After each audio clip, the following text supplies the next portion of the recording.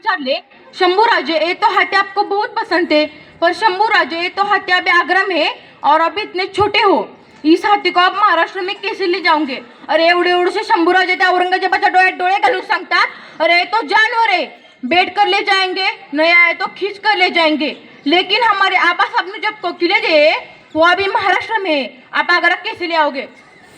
अरे एवढे एवढे शंभूराजांना आता माहित होतं, आता तर हात दिल्यात, घेऊ की परत? लढणं काय असतं, जगणं काय असतं हे त्यांनी या मातीला शिकवलं. हा राजा स्वाभिमान कोणाकडून शिकलाय? शिवरायांकडून शिकलाय. अरे माझा बाप भरात्या औरंगजेबा दरबारात त्याची खिलं तोडून टाकतो. संस्कार काय असतं हा राजा पोटामध्ये नाही शिकला, जन्माला आल्यावरती आपल्या बापाच्या कर्तृत्वातून शिकला हा राजा आणि मोठा झालाय. संभाजी महाराजांचं कर्तृत्व तेवढंच मोठं. जेव्हा औरंगजेबासमोर संभाजी महाराजांना उभं करतात तेव्हा औरंगजेब विचारतो, बता शंभूराजे कोण कोण माणसे तुमच्या बरोबर होती? संभाजी महाराज म्हणतात, रक्तासाठी तक्तासाठी रक्तावर उलटणारी जात नाही आमची, आई भवानीच होतो आम्ही, सहसत आमचं इमान. अरे औरंगजेबा ही सगळी माणसं आमचीच होती.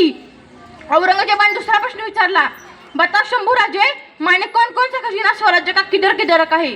शंभूराजे म्हणतात, अरे आज सह्याद्री दिसतो ना आमचा खजिना, तू घेतलास आमचा खजिना, तू लुटलास आमचा खजिना. अरे आम्ही तुझ्यासारखं घेत नाही, आम्ही घेऊ मनगटच्या बळावरती, तलवारीच्या जोरावरती नाचवतात मराठे. औरंगजेब तुला नाचवायला वेळ नाही लावणार. संभाजी महाराजांनी त्यानंतर औरंगजेब म्हणणारा, संभाजी महाराज ठीक आहे, फोडा किल्ले म्हणजे तो दगडांचा ढीग नाही, फोडा किल्ले म्हणजे तो दगडांचा ढीग नाही, तो मराठ्यांच्या छातीत धडकणारा स्वराज्याचा श्वास आहे, तो मराठ्यांच्या छातीत धडकणारा स्वराज्याचा श्वास आहे तो. अरे एखाद्या पोराला विचारलं तुझा आदर्श कोण आहे, तर ती पोरग म्हणतंय पुष्पामधला झुकेगा नाही साला म्हणणारा माझा पुष्पा आदर्श आहे.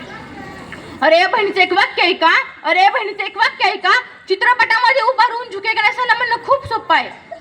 चित्रपटामध्ये उभा राहून झुकेगा नाही साला म्हणणं खूप सोपं आहे, पण हातात पायात साखळदंड घालून त्या औरंगजेबाच्या डोळ्यात डोळे घालून त्याला सांगत झुकेगा नाही साला म्हणणारे संभाजीराजे होणं खूप अवघड आहे. अरे महाराजांचे मावळे ना, शत्रूची जर बायको असली, शत्रू जरी मुलगी असली तर तिच्या समोर तलवार सुद्धा चालवत नव्हते, तलवार. आपण एका दिवसात किती अत्याचार करतो बघा ना.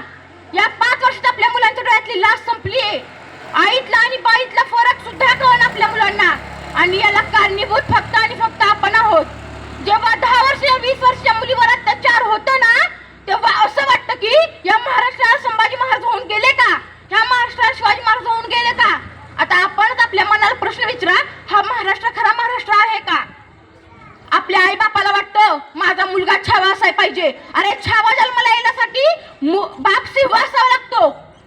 अंगणातील तुळस, गोठ्यातील गाय आणि घरातील माय यांच्यावर जर कोणी वाकडी नजर टाकली तर त्याची गय केली जाणार नाही. जे काय बरं वाईट व्हायचंय ते बघूच.